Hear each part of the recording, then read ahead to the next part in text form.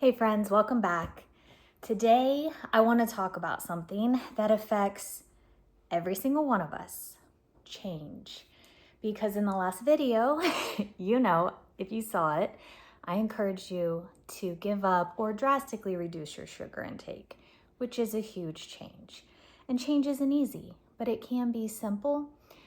About 80% of the fatigue, lack of motivation, and mental health struggles we experience come from the way our culture influences us to live. How we eat, how we move, how we sleep, and how we rest. These are what I call the 4 pillars of health: food, movement, sleep, and relaxation. So take a moment and think about it. Which one of those 4 areas do you need the most improvement right now? Here's the thing. When you get those 4 pillars aligned, they become your medication. Food, movement, sleep, relaxation, it equals medication. And I'm not saying this is your fault. It's not about blame, but your health, it's not a failure if it's not where you want it to be. It's simply a combination of health habits and influences. And luckily, most of them are reversible. So let's start with food, not with a diet, food, because there's no one size fits all plan. There's just not. So instead of a prescription diet, I want you to try an experiment. Use this framework: feel, feed, find. So first, you feel. Pause and ask yourself, what am I feeling right now? Really ask yourself multiple times a day. I want you to ask, what am I feeling right now? And when you have a desire to feed, ask yourself, what am I actually feeding when I reach for this? Maybe it's hunger. Like, you might actually be hungry and you need some lunch. That's legit, that's fair. But maybe it's just boredom, or loneliness is a big one. And third, I want you to find, as you evaluate what you're feeling and what you're going to feed yourself, is there an alternative I can find instead? If sugar's the thing, right? Because we're challenged to give up sugar.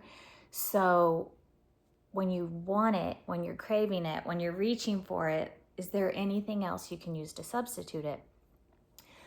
Our cravings aren't just for sugar and caffeine, though. We know that. Sometimes they are for comfort, connection, or even escape, distraction. So when you pause and pay attention, you can break that automatic loop. Try this. Make this one small change, giving up sugar. I know that's huge. It's not really small, but try it. And then pay attention. Ask yourself, how do I actually feel? Better? Worse? Really think about it. Like, if you've taken away sugar and that was your filler for loneliness, how are you feeling? Like, really think about it and ask yourself. And remember, if you know that you don't want to give in a weak moment, don't buy it, right? Like, don't have your favorite candy bar just stashed in your desk drawer or in the kitchen cupboard or wherever it might be. Whatever that favorite sweet thing is, try not to buy it, right? Because if you have it in the house, it's gonna make it harder. So keep it simple and work on these little keystone habits. Something as simple as choosing not to buy it and bring it home. And these habits, as you build them, will build self-trust, and that's important. Keep it simple, don't complicate it. Even one 5-minute action done daily for 7 days can start a ripple effect of change, because you need to have action. Inspiration, great ideas, these videos are wonderful, but without action, it doesn't lead to transformation. So let's talk now about the 4th pillar, because it's a big one that leads people to reach for that thing they're trying to avoid. It's relaxation. It's different from sleep.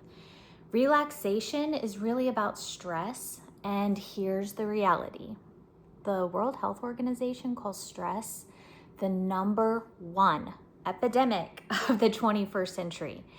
And About 80% of all doctor visits are related in some way to stress.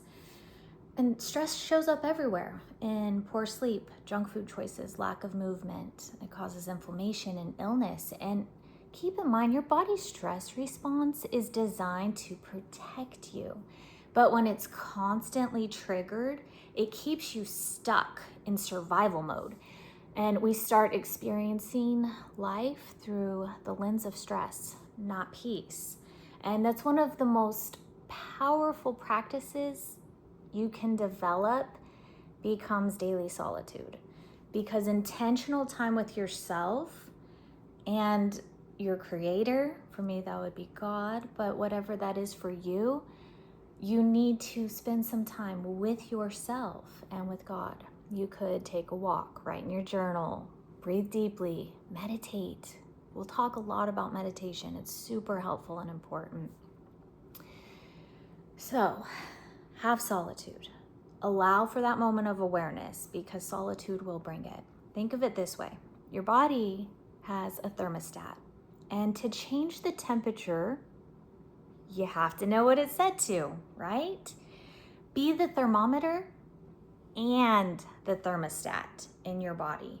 Know what the temperature is set to so that you can make adjustments. Notice what's happening inside and then adjust. Let's be honest. We've been sold a lie, though, about perfection. The myth of the hero, the influencer, the perfect body or lifestyle. But your heroes aren't what you think. What you're seeing is a highlight reel. And when you compare yourself to that, you set yourself up with impossible expectations and you end up feeling small. So instead of comparison, look for inspiration, learn from others, but stay grounded in who you are and what you need. Moderation and self-awareness beat perfection every time. So as you're making these changes, as you're giving up sugar, do your best, right? If you have a down moment, if you eat or drink something, okay, start again right now, all right? Here's a snapshot of where we are today. 74% of adults in the US are overweight or obese. Over 93% suffer from metabolic dysfunction. 20% of people live with chronic pain. 20% with autoimmune disease. And 20% of women worldwide are struggling with PCOS. And behind those numbers, too much sugar, sitting, stress, screens and pills, and not enough rest. Metabolic dysfunction means that our cells, all roughly 37 trillion of them, you have 37 trillion cells, roughly, give or take, in your body. And they are crying out for help. Every symptom you feel is a message from those cells saying, please listen. Something needs to change. So what are your symptoms trying to tell you? What can you adjust? Food, movement, sleep, or relaxation to answer that cry? Please remember, change doesn't have to be perfect. It just has to be possible. Start small. Start honest. Take 5 minutes today to move, breathe, or just be still. Listen to what your body is saying, because the truth is simple. Your daily choices really are your greatest medicine. Food plus movement plus sleep plus relaxation, that equals medication. Let's live like this. Let's do it. Let's make the changes that our body is asking for.